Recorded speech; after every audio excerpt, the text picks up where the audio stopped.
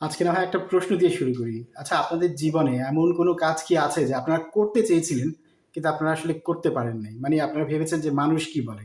যেমন ধরেন, আপনার জীবনে খুব ইচ্ছা ছিল আপনি আসলে চমৎকার করে ইংরেজি বলতে চান। আপনি ইংরেজি চর্চা করতে চান আপনার বন্ধুদের সাথে কিংবা আপনার আশপাশের মানুষজনদের সাথে। কিন্তু তারা কি বলবে? তারা হাসাহাসি করবে, এজন্য হয়তো আপনি করেন নাই। কিংবা আপনার খুব ঘুরতে যাওয়ার ইচ্ছা। কিংবা ধরেন আপনার একটা ব্যবসা করার ইচ্ছা ছিল বা এমন কিছু কাজ করার ইচ্ছা ছিল, কিন্তু মানুষ কি বলবে এটার জন্য আপনি করেন নাই। এমন কি আছে? আসলে যেটা হয় আমাদের, বিশেষ করে আমরা বাংলাদেশী সমাজে যেটা আমাদের হয়, আমরা কিন্তু আসলে মানুষ কি বলবে এটার জন্য আমরা একটা জীবনে আমরা অনেক কিছু করতে পারি না। যেহেতু আমি সমাজ বিজ্ঞানের শিক্ষক, আমি আপনাদেরকে সমাজ বিজ্ঞানের একটা তত্ত্বকে খুব সহজভাবে ব্যাখ্যা করব এবং একটা পরিসংখ্যানও আমি বলব, গবেষণার জায়গাটাও আমি বলব। কিন্তু আমি কিছু কথা এখানে বলে নিই। আমরা তো জানি যে ধরেন একটা মানুষকে যখন শিকল দিয়ে বাঁধে, তখন তো দেখা যায় যে সে মানে বাঁধা অবস্থায় আছে। কিন্তু এই যে মানুষ কি বলবে, এটা কিন্তু একটা অদৃশ্য শেকল। এবং এই যে শেকলটা, সেটা কিন্তু আমাদেরকে অনেক সময় আমাদের লক্ষ্যে পৌঁছাতে দেয় না। লক্ষ্যর কথা বাদ দেন, আসলে যেটা হয় সেটা হচ্ছে যে একটা পর্যায়ে গিয়ে, জীবনের একটা পর্যায়ে গিয়ে কিন্তু আমরা এক ধরনের মধ্যে আমাদের মধ্যে অশান্তি কাজ করে। একটা মানে আমরা স্যাটিসফাইড না। Remember one thing is life is once and you got to make the most out of it, right? মানে আমাদের জীবন তো একটাই এবং এই জীবনে আমাদেরকে অবশ্যই মানে আমাদের যতটুকু সম্ভব মানে সীমার মাঝে থেকে আমাদেরকে আমাদের ইচ্ছাগুলো পূরণ করতে হবে। এটাই তো ব্যাপার, তাই তো? দেখবেন যে আসলে সমাজে এমন অনেক ব্যাপার আছে, কারণ আপনি কি চান? যেমন ধরেন যারা কথা বলে, ধরেন আপনি হয়তো ইংরেজিতে কথা বলতে চান, কিন্তু হয়তো মানুষ হাসবে বলে তারা অনেকে হয়তো হাসছে ১-২ বার, আপনি বন্ধ করে দিয়েছেন। কিংবা ধরেন আপনি ব্যবসা করতে চান, আপনি অসফল হবেন বা হয়েছেন। এইজন্য অনেকে হয়তোবা কথা বলেছে। কিন্তু যারা কথা বলে আপনাকে, যারা আসলে আপনাকে নিয়ে হাসাহাসি করে, আপনার সাফল্যে তাদের কিছু যায় আসে না, আপনার ব্যর্থতায় তাদের কিছু যায় আসে না। আপনি ব্যর্থ হলেও তারা এসে আপনাকে সাহায্য করবে না। আর আপনি যদি সফলও হন, তাদের কিছু যায় আসে না। তারা কিন্তু কথা বলবেই। ধরেন আপনি যদি সফল হন, বলবে যে আপনি ভাগ্যবান ছিলেন। আপনি ব্যর্থ হলে বলবে যে ও কিছু পারে না। ওর কোনো সামর্থ্য নাই। মানে এই ধরনের কোনো না কিছু বলবেই। মনে রাখবেন যে যে আপনি যখন মৃত্যুর পরে কিন্তু হচ্ছে কেউ এইসব নিয়ে আর কথা বলবে না। কে কি বলেছিল আপনাকে নিয়ে। কিন্তু আপনি আজীবন আপনার আমৃত্যু যতদিন পর্যন্ত আপনি বেঁচে থাকবেন, আপনি কিন্তু আপনার জীবনের মানে আপনার যে আশা আকাঙ্ক্ষাগুলো আছে, সেগুলো নিয়ে আপনার মধ্যে এক ধরনের সমীকরণ চলতে থাকবে। আপনাদেরকে আমি একটা মানে খুব মানে আমার ব্যক্তি জীবনে ২ টো উদাহরণের কথা বলি। একটা হচ্ছে, আমি যেহেতু বিশ্ববিদ্যালয়ের সমাজবিজ্ঞান পড়াই, আমি শরণার্থীদের নিয়ে গবেষণা করি, মানে রেফিউজিদের নিয়ে। তো আমি মধ্যপ্রাচ্যে গিয়েছিলাম। আমি তো ইউরোপে একটা বিশ্ববিদ্যালয়ে পড়াই। কিন্তু আমি মধ্যপ্রাচ্যে গিয়েছিলাম যেহেতু ওখানে অনেক বাংলাদেশিরা থাকে। আমি অনেক মানে মানে সেখানকার ইমিগ্রেন্টদের আ বাম ইন্টারভিউ নিয়েছি। একজনকে আমার এখনো পরিষ্কার মনে আছে। এই ঘটনাটা পত্রিকাতেও এসেছিল, যেহেতু পত্র-পত্রিকা লেখালেখি করি।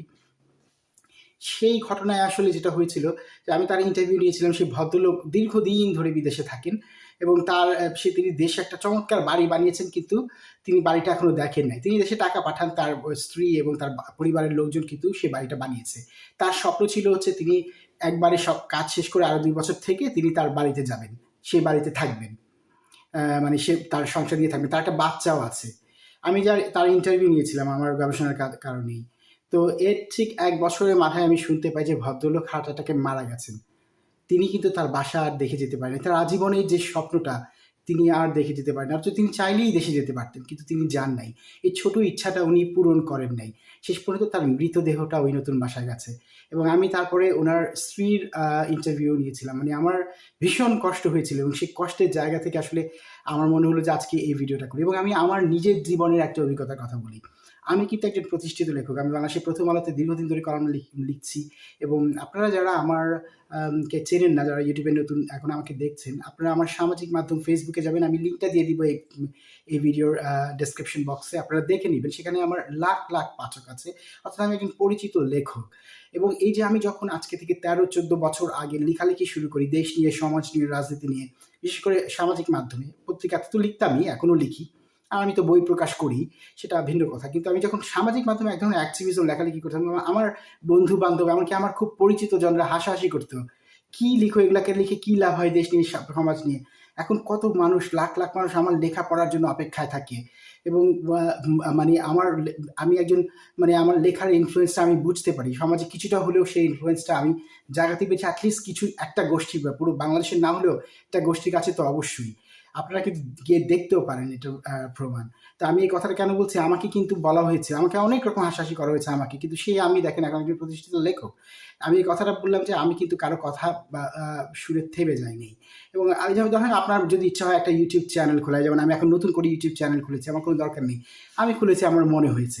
আপনার জীবনেও হয়তো এরকম ইচ্ছা আছে, কিন্তু আপনি সেটা পূরণ করছেন না, কারণ আপনি ভাবছেন মানুষ কি বলবে, তাই না? এই মানুষ কি বলবে সেটার জন্য এই যে আমি এখন খুলছি, আমি কথা বলছি, আমি জানি একটা সময় আমি ইউটিউবেও আমাকে অনেক মানুষ চিনবে, জানবে। আপনারা যদি আমার লেখা, আমার কথা যদি আপনাদের ভালো লাগে, ভিডিওগুলো যদি ভালো লাগে, আমার চ্যানেলটা দেখবেন, লাইক করবেন, সাবস্ক্রাইব করবেন এবং শেয়ার করবেন যদি সম্ভব হয়। এখন আপনাদেরকে বলি যে সমাজ বিজ্ঞানে যে ভাষায় যে গবেষণাটা হয়, সমাজ বিজ্ঞানের গবেষণায় কি বলা হয় জানেন? বলা হয় যে মানুষ একটা সময় পর, একটা বয়সের পর যখন জীবনের সমীকরণ মেলায়, সে তখন তার জীবনে যে কাজগুলো করতে পারে নাই, ব্যর্থ হয়েছে, সেটার জন্য সে কখনো খারাপ অনুভব করে না। কারণ ব্যর্থতা তো থাকবেই মানুষের জীবনে। বরং সে খারাপ অনুভব করে, সে তার মধ্যে রিপেন্টেশন কাজ করে। কিসের জন্য জানেন? অনুশোচনাবোধ কাজ করে হচ্ছে সেই কাজগুলোর জন্য যেগুলো সে করতে পারত, তার সামর্থ্য ছিল। কিন্তু মানুষ কি বলবে বা লোকে কি বলবে এটা ভেবে সে করে নাই। এটা হচ্ছে মানুষকে সবসময় তাড়া করে বেড়ায়, and that's the way it goes. That's how life as it is. So it is very important for all of us that we make sure that if we have the opportunity, if we have the ability, we make the most out of it.